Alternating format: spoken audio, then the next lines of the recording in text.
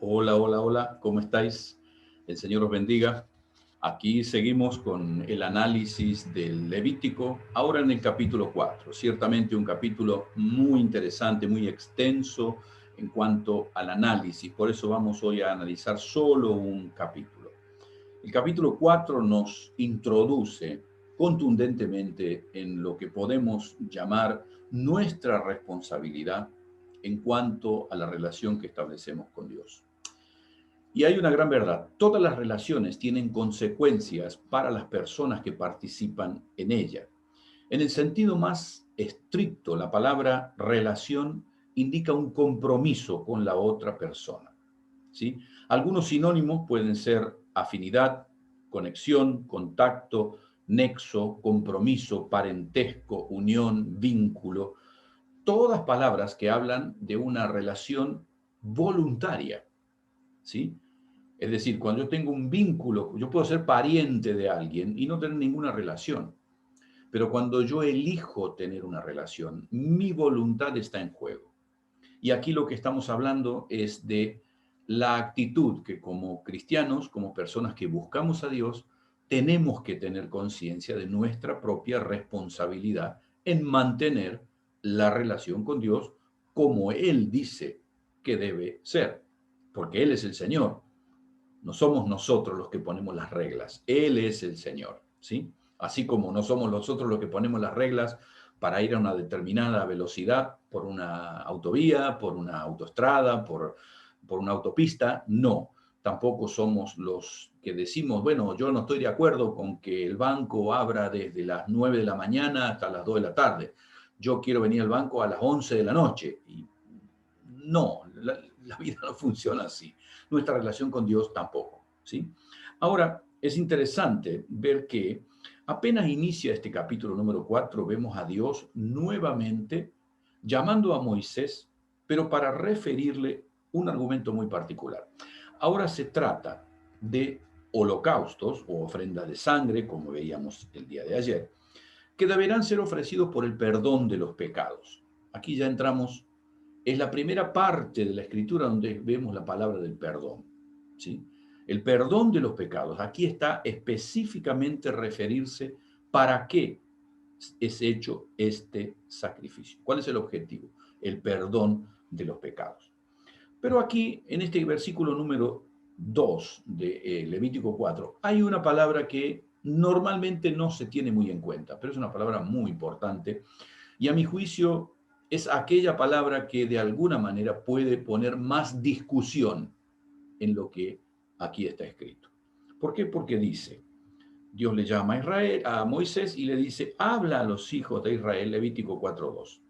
Habla a los hijos de Israel y diles, cuando alguna persona pecare por yerro en alguno de los mandamientos de Jehová sobre cosas que no se han de hacer e hiciere algunas de ellas. ¿Sí?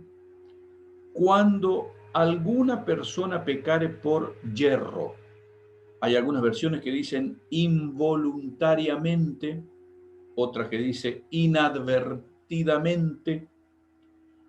La Biblia al día dice, dile al pueblo de Israel que estas son las leyes para cualquiera que peque sin querer, quebrantando alguno de mis mandamientos. Es muy interesante esto. Muy interesante, ¿por qué? Porque claramente excluye Dios el pecado cometido a propósito, el pecado cometido a conciencia. Y aquí hay algo interesante sobre nuestra propia responsabilidad. Imaginemos que yo tengo 30 y tantos años ya de casado, ¿sí? Si Dios me lo permite, en este año estoy acercándome ya casi a los 40 años de casado. Pero imaginaos si de pronto yo engaño a mi esposa, después de 30 y tantos años de casado, y vengo y le digo, ay, tú sabes que yo no sabía que te iba a ofender que yo te engañara. ¿Quién puede creer una cosa de ese tipo? ¿Quién puede creer una cosa de ese tipo? Absolutamente nadie. Yo lo puedo decir para que alguien baje un poco mi sensación de culpa, En definitiva, nadie me puede creer que después de 30 y pico de años de matrimonio, yo engaño a mi esposa, ay, no sabía que a ella le iba a hacer mal. Sí sabía. Y no me importó. Y por eso lo hice. Y punto, ya está. Esa es la realidad, ¿sí? Pero de alguna forma siempre tendemos a decir, bueno, pero esta parte yo no soy tan culpable como me quieren hacer ver. La verdad es que sí somos culpables. Sí somos culpables. Y mucho más cuando sabemos que lo que estamos haciendo no es agradable a los ojos de Dios, ¿sí? Por eso mismo, a mí me ha pasado en más de una oportunidad de hacer consejería con personas, eh, donde literalmente la persona dice, no, bueno, pero no sé, no sé cómo pasó, no sé cómo pasó, no sé. Una persona que la encontraron robando, no sé cómo pasó. Y sí, es muy claro, quería robar. Sencillo. Yo venía con el auto por la autovía a 140 cuando el cartel decía 80 y no me di cuenta. No había ningún cartel en la ruta que dijera 80. Sí lo vimos, solo que nos gusta parecer víctimas. Podemos engañar a todo el universo, pero no a Dios. Y eso Dios quiere que lo sepamos. Por eso mismo la ley dice, ojo, al que peca voluntariamente la cosa es diferente. ¿Sí? No es este el tema ahora. Pero el primer llamado de atención que Dios hace respecto al pecado, como no podía ser de otra manera, la primer persona a la que hace referencia es al sumo sacerdote. Y aquí hay una regla invariable en toda la escritura, y es que nadie puede reclamar autoridad si no vive lo que dice que se debe vivir. ¿Sí? Es como, de pronto, el papá que le dice a su hijo, no digas palabrotas, y el hijo escucha al papá que dice palabrotas. O el hombre que aconseja a su hijo que trate bien a su novia, y él trata mal a la madre de su hijo. Y el hijo le dice, pero papá, yo tengo que tratar bien a mi novia, pero te escucho a vos que insultás a mamá. ¿Cómo es la cuestión? No hay autoridad. Por eso Dios quiere desde el principio, la primer persona a la cual Él le fija un parámetro es al sumo sacerdote. Y dice, literalmente, el sumo sacerdote debe ofrecer un holocausto. No, bueno, pero el sumo sacerdote, no. El sumo sacerdote es el primero. Y esto me lleva literalmente a leer que este mismo concepto lo vemos en la primera carta de Pedro, en el capítulo 5, versículo 3, donde Pedro literalmente le habla a los ancianos de la iglesia y les dice, respecto a las demás personas, dice lo siguiente, no tratéis a los que están bajo vuestro cuidado como si fueseis dueños de ellos, sino más bien servidles de ejemplo. Las personas que cumplimos una responsabilidad tenemos más exigencias. ¿Por qué? Porque el pecado del líder es especialmente grave por las consecuencias que trae. Yo he oído muchas veces, y pero el pastor tal, y pero el sacerdote tal, y claro, y entonces, ese es el problema.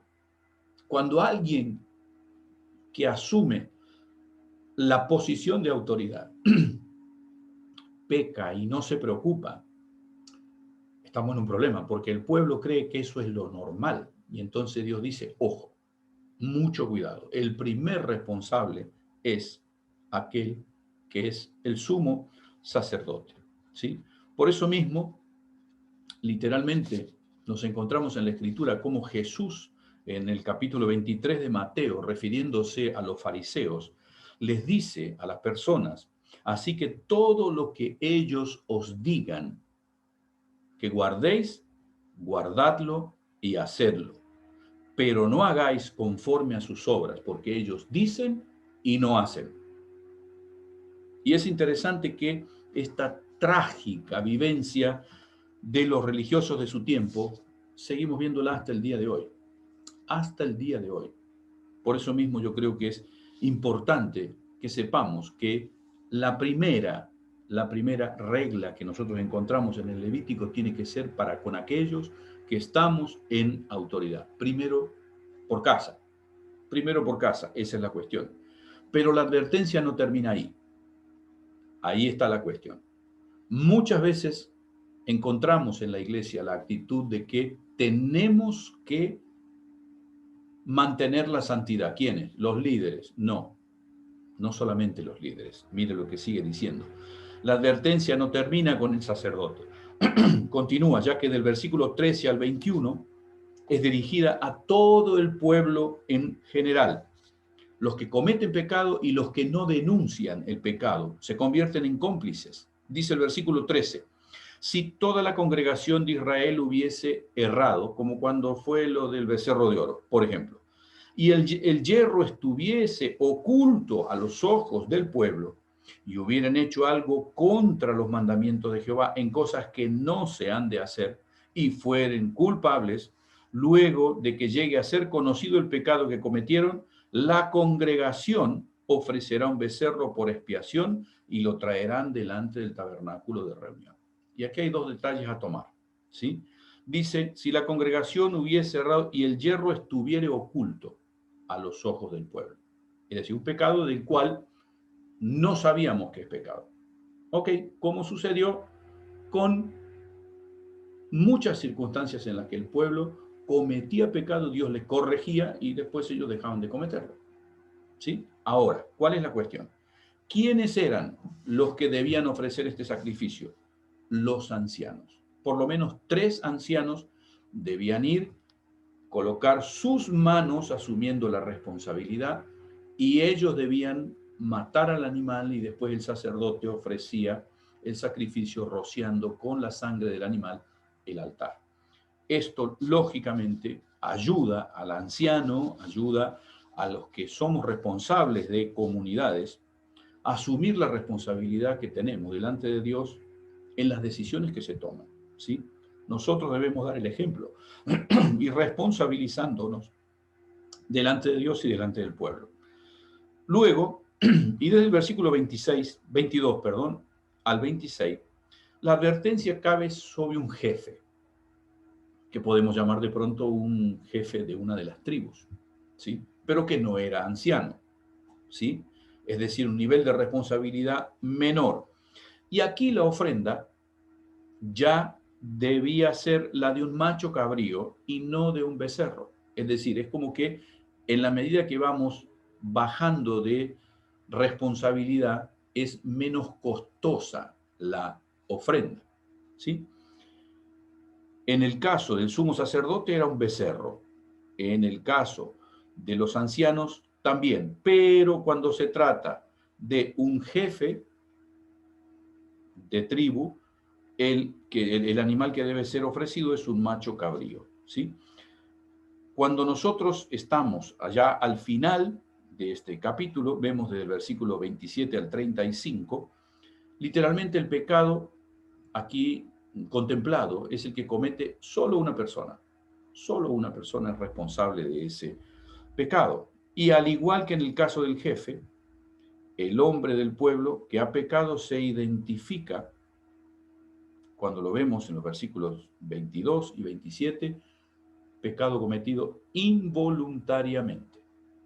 Involuntariamente para una sola persona individualmente, para un jefe de una tribu, involuntariamente cometido por el sumo sacerdote e involuntariamente también para toda la comunidad.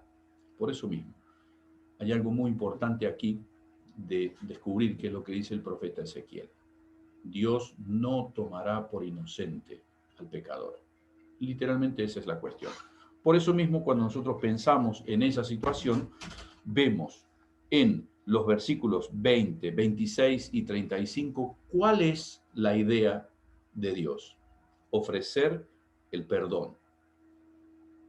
Eso dicen los versículos 20, 26 y 35. Recibirán el perdón, que este es en definitiva el único objetivo de Dios, que pudiesen recibir el perdón y retomar la relación. Nos vemos mañana con los capítulos que siguen del Levítico. El Señor los bendiga.